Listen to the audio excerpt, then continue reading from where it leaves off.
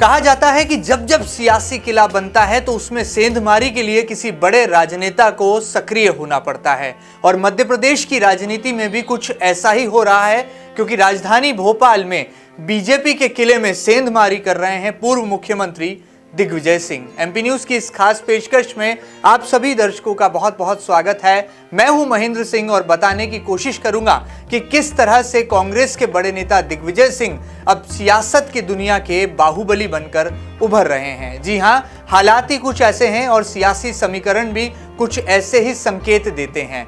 दरअसल सूबे की सियासत में दिग्विजय सिंह के सामने बीजेपी किसे चुनाव मैदान में उतारे, ये एक बड़ा सवाल है, बड़ी पहेली है। लिहाजा दिग्विजय सिंह लगातार चारों खाने चित भी कर रहे हैं और खुद को दिव्य सियासत का बाहुबली साबित कर रहे हैं। क्यों, क्या वजह है कि आखिर बीजेपी के जो तमाम बड़े नेता हैं वो दिग्विजय सिंह के सामने चुनाव लड़ने से इनकार कर रहे हैं? ये फहरिस्त भी बड़े नेताओं के बड़े चेहरों के साथ सजी है। जी हां, इसमें शामिल हैं पूर्व मुख्यमंत्री शिवराज सिंह चौहान, पूर्व केंद्रीय मंत्री उमा भारती और केंद्रीय मंत्री नरेंद्र सिंह तोमर। ऐसे में सवाल ये उठता है कि वो कौन सी दिव्य सियासत है जो कि दिग्विजय कर रहे हैं और राजधानी भोपाल के सियासी किले में कैसे बाहुबली बनकर उभर रहे हैं। सबसे पहले देखिए एमपी न्यूज की ये खास रिपोर्ट। ये जो 10-15 दिन तक पार्टी ने उम्मीदवार घोषित नहीं किया है, इससे दिग्विजय सिंह जी को ये लगने लगा है कि जैसे मान लो उन्हें कोई हराने से हमें डर लग रहा है। आप यकीन मानिए, मैं आज आपके माध्यम से ये अपील करूंगी कि आप आलोक संजर कोई उम्मीदवार घोषित कर दे बीजेपी, तो दिग्विजय सिंह जी को हार जाना है। आप लोगों को मैं याद दिलाती हूँ, आप लोग भूल रहे हो, Kailash Nath Katju sitting chief minister थे और हमारे डॉक्टर पांडे ने उनको विधानसभा का चुनाव हरा दिया था। सुमित्रा महाजन ने पीसी सेठी को चुनाव हराया है। पहला लोकसभा का चुनाव प्रकाश चंद्र सेठी हारे हैं, पूर्व मुख्यमंत्री, और ताई उस समय पर एक सामान्य गृहिणी थी और एक अच्छी वकील थी और फिर भी उन्होंने पीसी सेठी को हरा लिया था। सुखलाल कुशवाहा ने अर्जुन सिंह को हरा लिया था। सरताज सिंह ने दोबारा अर्जुन सिंह को हरा दिया था। ये तो 15 साल पहले के पिटे हुए मोहरे हैं दिग्विजय सिंह जी, इनको तो आलोक संजर ही हरा देगा। मैं खुलेआम पार्टी से अपील करती हूँ, जल्दी घोषित करिए उम्मीदवार। यहाँ उल्टा होने वाला है, अगर उम्मीदवार का नाम बड़ा होगा तो दिग्विजय सिंह बड़े नेता हो जाएंगे। इसलिए मैं तो निवेदन करूंगी कि साधारण कार्यकर्ता को खड़ा कर दीजिए। चलिए, तो ये दिव्य सियासत के दिव्य रंग हैं जो कि सियासत की दुनिया को सतरंगी छटाओं से बिखेर भी रहे हैं और बीजेपी के सामने कड़ी टक्कर देने के साथ साथ कड़ी चुनौती भी पेश कर रहे हैं। यही वजह है कि लगातार राजधानी भोपाल में जब जब चौथे स्तंभ के सशक्त प्रहरियों ने बीजेपी के बड़े नेताओं के सामने यह सवाल दागा कि दिग्विजय सिंह के सामने आखिर कौन चुनाव मैदान में उतरेगा, तो सभी ने कहा कि बीजेपी का छोटे से छोटा कार्यकर्ता दिग्विजय सिंह को हरा देगा। लेकिन सवाल ये उठता है कि आखिर बीजेपी उस छोटे से कार्यकर्ता का नाम अब तक क्यों नहीं तय कर पा रही और आखिर वो कौन सा चेहरा है जो कि दिग्विजय सिंह के सामने बीजेपी चुनाव मैदान में उतारेगी। फिर वहां पर हार हो या जीत, ये फैसला जनता जनार्दन को करना है। लेकिन इतना जरूर तय है कि जो पूर्वाभ्यास सियासी मैदान में दिग्विजय सिंह ने अब तक पूरा कर लिया है वो बीजेपी के लिए मुश्किलें खड़ी करने वाला है। ऐसे में जब वो राम मंदिर का बनाने का बड़ा संकल्प ले चुके हैं, वो कह चुके हैं कि राजधानी भोपाल के लिए वो एक विजन डॉक्यूमेंट भी तैयार करेंगे, तो बीजेपी आखिर क्यों इंतजार कर रही है और क्या वजह है कि कांग्रेस अब तक मध्य प्रदेश की 28 सीटों पर अपने नामों का ऐलान कर चुकी है, जबकि बीजेपी यहां पर इन नामों को ऐलान करने में लगातार देरी कर रही है। क्या ये कोई रणनीति का यहाँ पर विषय है या फिर इसके पीछे कहीं छुपे हैं सियासी कई गहरे राज? तमाम जानकारियों को लेने के लिए जुड़ते हैं एमपी न्यूज के रिपोर्टर संदीप मीणा से। संदीप, जरा दर्शकों को बारी बारी से बताइए, सिलसिलेवार तरीके से बताइए कि कब दिग्विजय सिंह के नाम का ऐलान हुआ और किस तरह से लगातार वो सियासी किले में अपने कदम भी बढ़ा रहे हैं और अब बीजेपी के सामने एक पहाड़ की तरह बाहुबली बनकर उभर रहे हैं। जी बिल्कुल, निश्चित तौर पर महेंद्र, जिस तरीके से मैं बताना चाहूँगा कि भोपाल लोकसभा सीट पर भाजपा अपने जो है प्रत्याशियों का ऐलान नहीं कर रही है और अगर देखा जाए तो अब जो है चुनाव को लेकर महज 27-28 दिन ही बाकी रह गए हैं। ऐसे में जिस तरीके से बीजेपी लगातार अपने प्रत्याशियों का ऐलान करने में देरी हो रही है, तो कहीं ना कहीं इसका फायदा पूरी तरीके से कांग्रेस को मिल रहा है। मैं बताना चाहूँगा कि अभी तक बीजेपी ने अपना भोपाल लोकसभा सीट के लिए प्रत्याशी घोषित नहीं किया है, जबकि कांग्रेस के प्रत्याशी और पूर्व मुख्यमंत्री दिग्विजय सिंह ने भोपाल का आधा रण जीत लिया है। और ये ऐसा इसलिए क्योंकि लगातार जिस तरीके से पार्टी जो है अपना फैसला लेने में देरी कर रही है। कहीं ना कहीं इसकी वजह ये भी सामने आ रही है, क्योंकि पहले माना जा रहा था कि जिस तरीके से कांग्रेस ने पूर्व मुख्यमंत्री दिग्विजय सिंह को चुनाव पर उतारा है तो उनके सामने पूर्व सीएम शिवराज सिंह को बीजेपी मैदान में उतार सकती है, लेकिन शिवराज सिंह ने जिस तरीके से इनकार किया है उसके बाद में ये सामने आया था कि उमा भारती को मैदान में उतार सकती है बीजेपी, क्योंकि दिग्विजय सिंह ने भाजपा के सामने एक बड़ी चुनौती पेश कर दी है, क्योंकि वो लगातार हिंदुत्व की लीक पर चलते हुए नजर आ रहे हैं। तो ऐसे में माना जा रहा था कि दिग्विजय सिंह के सामने हिंदुत्व का चेहरा उतारकर बीजेपी कोई बड़ा दांव खेल सकती है और पूर्व मुख्यमंत्री उमा भारती को मैदान में उतार सकती है, लेकिन उमा भारती ने भी साफ इनकार कर दिया है। वहीं नरेंद्र सिंह तोमर की भी बात आ रही थी, नरेंद्र सिंह तोमर ने भी इनकार कर दिया है और उनको जो है मुरैना से टिकट दिया है।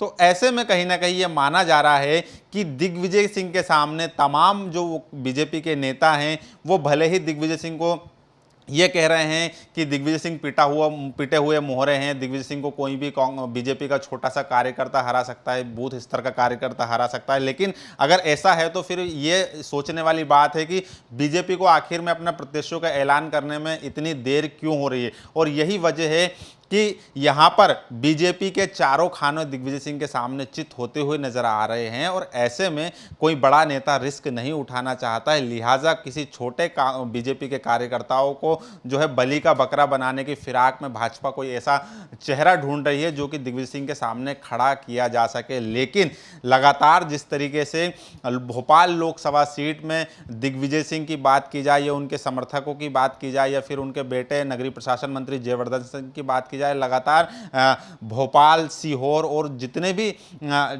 भोपाल लोकसभा सीट के अंतर्गत जो भी क्षेत्र आते हैं वहां पर ताबड़तोड़ सभाएं की जा रही है। एक तरीके से देखा जाए तो दिग्विजय सिंह की जो सेना है भोपाल के संसदीय क्षेत्र में पूरी तरीके से फैल चुकी है और अपनी सियासी बिसात जो है पूरी तरीके से बिछा दी है दिग्गी की सेना ने। तो ऐसे में कहीं ना कहीं ये साफ तौर पर यहाँ पर दिख रहा है कि दिग्विजय अपना आधा चुनाव तो वैसे ही जीत गए, क्योंकि पर्याप्त समय दिग्विजय सिंह को यहाँ पर चुनाव लड़ने का मिल गया है और अभी 28 दिन ही बचे हैं सिर्फ, और भाजपा ना तो कोई नाम तय कर पाई है ना कोई चेहरा तय कर पाई है। तो लिहाजा लगातार यहाँ पर भोपाल की सीट पर सस्पेंस बरकरार है, लेकिन अभी तक बीजेपी की तरफ से कोई औपचारिक ऐलान नहीं हुआ है।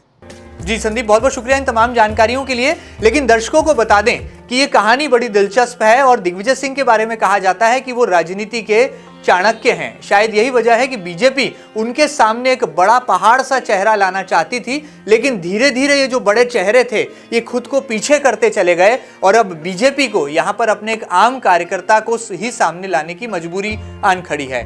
कहा जा रहा था कि पूर्व मुख्यमंत्री उमा भारती राजी हो जाएंगी तो दिग्विजय सिंह के सामने कड़ी चुनौती पेश करेंगी। कहा यह भी जा रहा था कि शिवराज सिंह बनाम दिग्विजय सिंह का यह चुनाव होगा, लेकिन शिवराज सिंह चौहान ने कह दिया कि वो फिलहाल चुनाव नहीं लड़ना चाहते और पूरा फोकस ऐसा लगता है कि उनका विदिशा संसदीय सीट पर ही है। ऐसे में मध्य प्रदेश की राजधानी भोपाल का किला फिलहाल तो दिग्विजय सिंह के नाम पर होता दिखाई दे रहा है।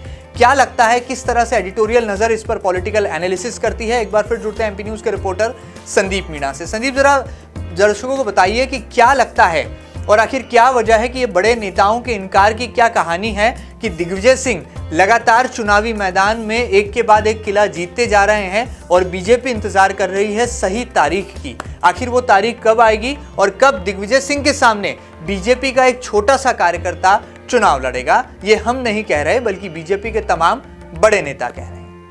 जी, निश्चित तौर पर महेंद्र जी, ये बात आपने साफ कही है कि राजधानी भोपाल में पूर्व मुख्यमंत्री दिग्विजय सिंह का अंदाज बयां ही कुछ अलग दिख रहा है और उनका जो चेहरा है पूरी तरीके से बदला हुआ नजर आ रहा है। क्योंकि जिस तरीके से बीजेपी की जो भगवा सेना कही जाती है या बीजेपी की जो भगवा ब्रिगेड है, उसी ही एजेंडे को दिग्विजय सिंह ने पूरी तरीके से हाईजैक कर लिया है और लगातार जिस तरीके से दिग्विजय सिंह को अपने बयानों के बदौलत जाना जाता था और दिग्विजय सिंह अपने बयानों से सियासत में खलबली मचा देते थे, चाहे वो हिंदू आतंकवाद का बारे में बयान हो, चाहे फिर संघीय आतंकवाद के बयान की बात हो। लगातार भाजपा इन्हीं बयानों के सहारे दिग्विजय सिंह को कटघरे में खड़ा करती हुई आई है और ऐसा बीजेपी ने बताने की कोशिश की है लगातार कि दिग्विजय सिंह आतंकवादी समर्थक है, मुस्लिम समर्थक है या फिर हिंदू के विरोधी है। तो ये बीजेपी ने कोशिश की है, लेकिन जैसे ही कांग्रेस सुप्रीमो राहुल गांधी ने दिग्विजय सिंह को भोपाल लोकसभा सीट से प्रत्याशी बनाया है, उसके बाद से दिग्विजय सिंह ने खुद का ही चेहरा बदल लिया है। यानी कि साफ तौर पर जो बीजेपी का मेन एजेंडा है उसी एजेंडे को दिग्विजय सिंह ने हाईजैक कर लिया है और पूरी तरीके से दिग्विजय सिंह हिंदुत्व की लीक पर चलते हुए नजर आ रहे हैं। लगातार वो कभी संतों से आशीर्वाद ले रहे हैं तो कभी मंदिरों में दर्शन कर रहे हैं, पूजा अर्चनाओं का दौर लगातार जारी है। तो ऐसे में कहीं ना कहीं जो दिग्विजय सिंह ये पूरा सॉफ्ट हिंदुत्व का कार्ड खेल रहे हैं और जिस तरीके से उन्होंने पिछले दिनों से लगातार, चाहे वो सीहोर में चिंतामण गणेश मंदिर में दर्शन करने की बात हो या फिर रायसेन में मज़ार पर जाने की बात हो या फिर भोपाल के रामनवमी के मौके पर राम मंदिर में राजधानी भोपाल में राम मंदिर बनाने का ऐलान करने की बात हो, तो तमाम जो अगर दिग्विजय सिंह का अंदाज देख रहा है तो कहीं ना कहीं ये लग रहा है कि दिग्विजय सिंह अब पूरी तरीके से हिंदुत्व के ट्रैक पर चलकर राजधानी भोपाल में जो है बीजेपी का जो 30 साल का जो किला कहलाता है उस पर सेंध लगाने की पूरी तैयारी में जुटे हुए हैं।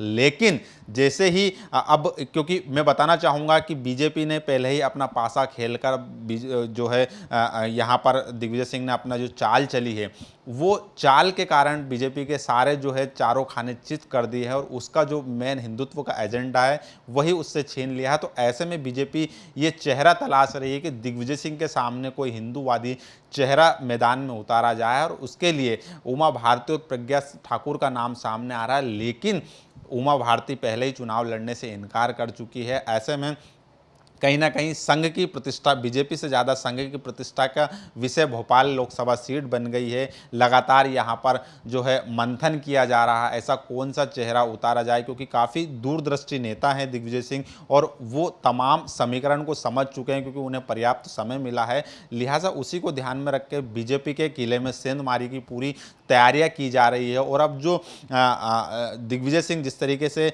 एक हिंदूवादी ब्रांड बनकर सामने आ रहे हैं और एक हिंदुत्व का जो है मुद्दा लेकर सामने आ रहे हैं, तो कहीं ना कहीं हर दिन दिग्विजय सिंह मंदिर की बात की जाए, संतों की शरण में जाने की बात की जाए, तो लगातार दिग्विजय सिंह हिंदुत्व के मुद्दे को उठाते हुए नजर आ रहे हैं। और ऐसा माना जा रहा है कि अब हिंदुत्व के रास्ते ही दिग्विजय सिंह बीजेपी के इस किले में सेंधमारी करेंगे। लेकिन अभी बीजेपी की तरफ से भी चाल चलना बाकी है, लेकिन इससे पहले दिग्विजय सिंह आधा चुनाव तो जीत गए। बहरहाल अब ये देखना दिलचस्प भी होगा कि किस तरीके से भाजपा दिग्विजय सिंह के सामने कोई चेहरा उतारती है, क्योंकि लगातार लोगों में इसका सस्पेंस बरकरार है।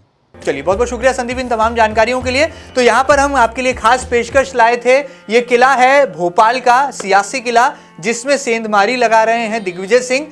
बीजेपी को इंतजार है अपने सही और फिट फ्रेम में चेहरे का, लेकिन फिलहाल तो सियासत के बाहुबली बनते दिखाई दे रहे हैं मध्य प्रदेश के पूर्व मुख्यमंत्री और कांग्रेस के बड़े नेता दिग्विजय सिंह। एमपी न्यूज की इस खास रिपोर्ट में फिलहाल इतना ही। खास खबर आपको कैसी लगी हमें जरूर बताइएगा और ताजा तरीन खबरों के लिए लगातार बने रहिएगा आपके अपने न्यूज चैनल एमपी न्यूज के साथ। ज्यादा जानकारी के लिए आप हमारी वेबसाइट mpnewstv.com को भी लॉग इन कर सकते हैं। फिलहाल दीजिए इजाजत, नमस्कार।